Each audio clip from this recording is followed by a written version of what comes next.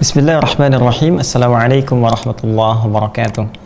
Alhamdulillahi rabbil alamin. Wassalatu wassalamu ala sayyidina Muhammadin wa ala alihi wa sahbihi wa ummatihi ila yaumiddin wa ba'd. Fa ya ahbaballahi wa ahbab rasulih sallallahu alaihi wasallam, usi nafsi wa iyyakum bi taqwallahi faqad fazal muttaqun fala tamutunna illa wa antum muslimun. Faqala ta'ala ya ayyuhalladzina amanu taqullaha haqqa tuqatih wa la tamutunna illa wa antum muslimun.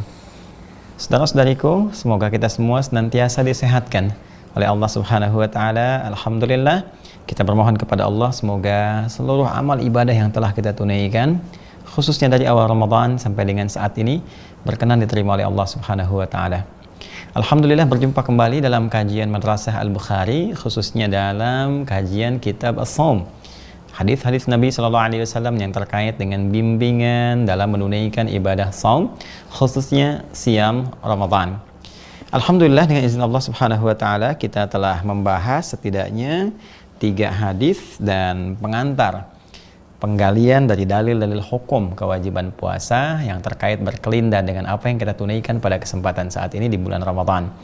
Dan di hadis yang keempat yang kemarin kita telah coba bacakan, sebagiannya telah kita ulas setelah masuk kepada bab kedua, yaitu tentang bab fadlis shaum, bab tentang keutamaan puasa.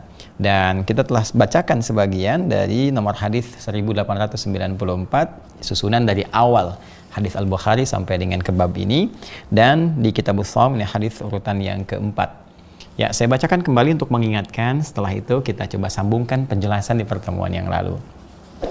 Bismillahirrahmanirrahim. Qala haddatsana Abdullah bin Maslamah an Malik an Abi Zinad an Al-A'raj an Abi Hurairah radhiyallahu ta'ala anhu anna Rasulullah sallallahu alaihi wasallam qala as-siyamu junnatun fala yarfuth wala yajhal wa in imru'un qatalahu aw syatamahu falyaqul inni sha'imun marratain والذي نفسي بيده لخلوف فم الصائم أطيب عند الله تعالى من ريح المسك يترك طعامه وشرابه وشهوته من أجل الصيام لي وأنا أجزي به والحسنة بعشر أمثالها. Diriwayatkan pula oleh Al-Imam Muslim dalam kitab sahihnya nomor hadis 1151.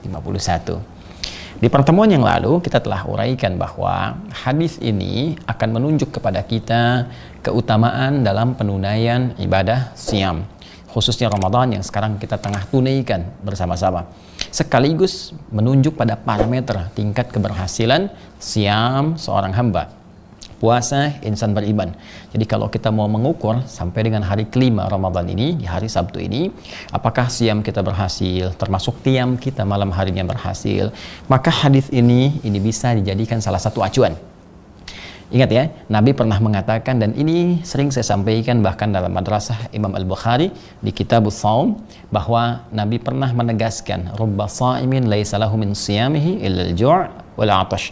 Ya, tidak sedikit didapati orang-orang yang puasa itu tidak mendapati apapun dari puasanya, siamnya, kecuali rasa lapar dan haus saja. Wa rubba qa'imin laisa lahu min qiyamihi illa as-sahar. Dan sementara ada orang yang menunaikan qiyam di malam harinya tidak mendapati apapun dari qiyamnya. Tidak ampunan dari Allah, tidak juga pahala, tapi disayangkan hanya capek berdiri begadang saja. Baik, tentunya kita tidak mengharapkan hal demikian. Karena itu bagian pertama, seperti kita bahas di pertemuan lalu, ukuran benarnya puasa seseorang, maka di sini diwakili oleh kata as-siyam. Ya, as-siyamu junnatun, puasanya mesti ditunaikan dengan benar seperti kami sampaikan. Mohon izin yang baru bergabung bisa menyimak ya di rekaman sebelumnya, dan penting untuk dicatat dengan baik sehingga di situ ada turunan-turunan evaluasi untuk kita semua. Baik, as-siyamu tidak disebutkan kata siyam seperti pernah kami jelaskan, kecuali menunjuk pada puasa yang mengacu pada hukum-hukumnya, aturan-aturannya, berbagai ketentuannya. Apalagi di sini menggunakan alif lam ta'rif ya, alif lam ta'rif akan menunjuk satu hal yang khusus. Jadi kalau kita ingin mendapatkan keistimewaannya lulus dalam puasa, maka indikatornya adalah puasanya harus ditunaikan berdasar aturan-aturan yang ditetapkan oleh Allah Subhanahu wa taala dan juga ditetapkan ya, didetilkan oleh Nabi Muhammad SAW sebagai penjelas aturan-aturan Allah Subhanahu wa taala.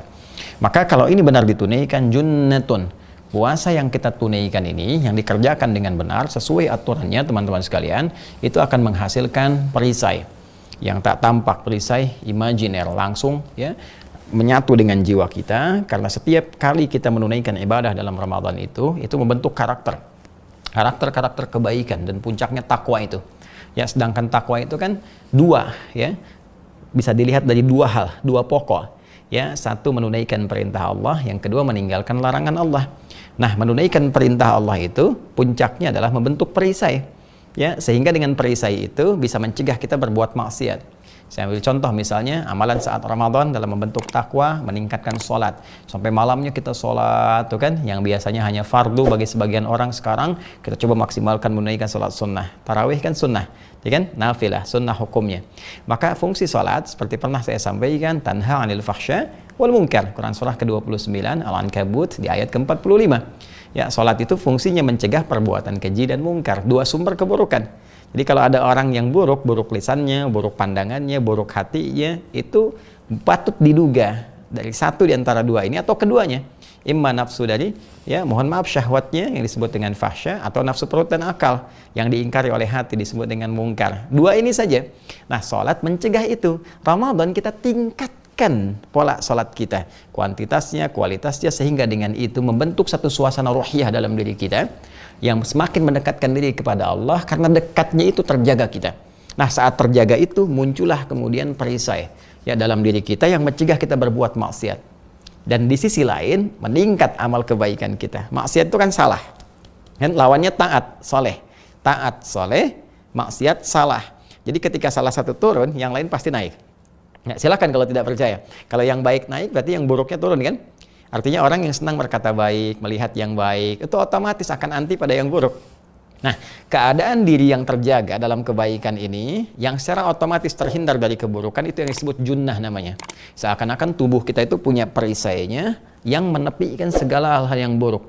Jadi begitu mata misalnya ada pandangan yang tak baik, itu langsung dipalingkan. Ya, ghaddul basar itu. Wa qul lil mu'minina yaghuddu min absarihim. Quran surah ke-24 ayat 30 itu kan.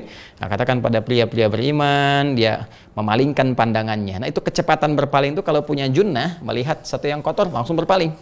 Ya. Nah, termasuk di YouTube nih ya, hati-hati nih. Ada tayangan-tayangan yang gak bagus. Saya sering ada lihat ya, ada beberapa komentar, Ustadz itu kok iklannya gitu kan suatu yang kotor. Nah, ingat, algoritma YouTube itu mengikuti kebiasaan. Jadi kalau kebiasaan Anda pernah mengklik sesuatu yang kotor, ya tampil lagi itu. Ya, itu koreksi untuk kembali ke masing-masing. Tapi kalau kita biasanya klik yang baik-baik gitu kan, klik tentang Quran, klik tentang motivasi, tentang sedekah, tentang macam-macam, ya itu yang hadir itu, algoritmanya menyesuaikan. Ya, baik, bahkan nanti bisa ikut ke handphonenya loh, hati-hati loh ya. Ikut ke handphonenya, dari apa yang sering kita akses, kita buka itu sering nanti muncul di beranda kita dan sebagainya. Nah, kalau punya junnah itu kita terarahkan pada yang baik. Walaupun ada pancingan-pancingan yang kotor, kita tidak akan mengikutinya. Itulah junnah. Jadi as-siyamu junnatun, puasa yang benar yang ditunaikan sesuai ketentuan itu, hukum dan aturannya, itu menghadirkan apresiasi pertama dari Allah melalui lisan Rasulullah, diberikanlah oleh Allah berupa junnah. Ya, perisai dalam dirinya yang mencegah dari perbuatan maksiat.